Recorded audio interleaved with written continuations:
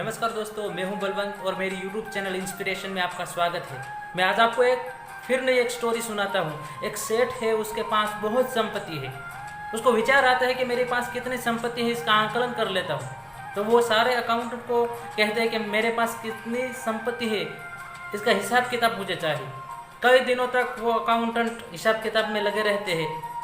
एक दिन आता है कि हिसाब किताब पूरा हो जाता है और सेठ को बताते हैं कि सेठ, आपके पास इतनी संपत्ति है कि आपकी 7 पीढ़ी तक संपत्ति खत्म ना हो, इतनी संपत्ति है आपके पास। ऐसे हालात में हर इंसान को खुश रहना चाहिए, आनंदमय रहना चाहिए। तो ऐसे हालात में सेठ डिप्रेशन में गए, टेंशन में गए, चिंता हुई उसको कि मेरे पास 7 पीढ़ी तक चले इतनी तो संपत्ति है, लेकिन मेरी 8वीं पीढ़ी का क्या होगा। यही चिंता में सेठ हर रोज व्याकुल रहते थे।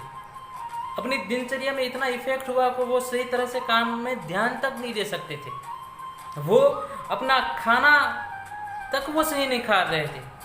पूरा ध्यान उसका भटक गया था उसकी 8वीं पीढ़ी पे कि क्या होगा मेरी 8वीं पीढ़ी का जब संपत्ति खत्म हो जाएगी। तो 7 दिन तक कैसा चला, फिर भी उसको ठीक नहीं हुआ।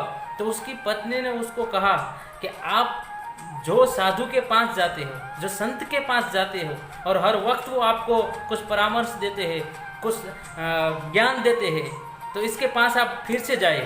तो वो सेठ वो संत के पास जाता है।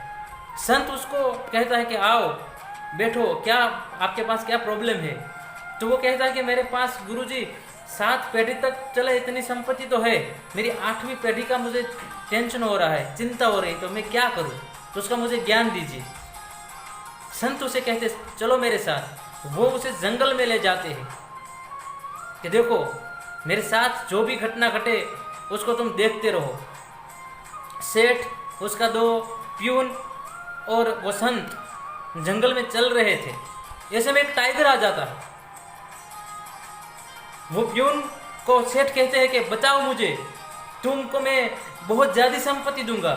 तो दोनों प्यून कहते हैं कि नहीं सेठ, जिंदगी रही तो संपत्ति फिर से मिल जाएगी। वो उसको छोड़कर चले जाते हैं। वो टाइगर सेठ की नज़दीक आता है। जैसे ही उसको मारने की कोशिश करता है, संत उसे रोक लेता है कि रुक जाओ। सेठ कहता है कि कैसे हो गया। तो संत ने कहा, ये मेरा पाला हुआ ही प्राणी है, इसीलिए आपकी जान बच गई। आपको इस बात से कुछ पता चला। संत की बात सुनकर सेठ की आंखों में आंसू आ गए और सेठ बोले कि नहीं, आज मेरे सारे प्रश्न का जवाब मिल गया। आज मुझे एहसास हो गया कि ज़िंदगी में सबसे बड़ा इम्पोर्टेंट है तो टाइम है। मेरे पास ज़िंदगी रहेगी, मेरे पास वक्त रहेगा, तो ही मैं सब कुछ कर पाऊँगा। कहने का तात्पर्य इतना ही है, मोरल ऑफ द स्टोरी, कि जो भी है आपके पास, इसमें खुश रहना सीख लो। जबकि फ्यूचर की चिंता आप अपने प्रेजेंट को ख़त्म कर देती है। आपको सिर्फ जो पास्ट आपके हुआ है उसमें से सिर्फ सीख लेनी चाहिए और फ्यूचर के लिए सिर्फ योजना बनानी चाहिए। लेकिन आपको ज़िंदगी तो प्रेजेंट में ही जीना पड़ता है, वर्तमान में ही जीना पड़ता है।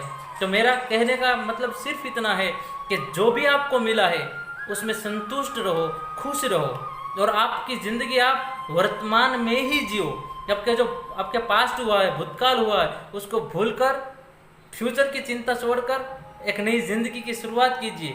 खुश रहिए, हैप्पी रहिए। Thank you.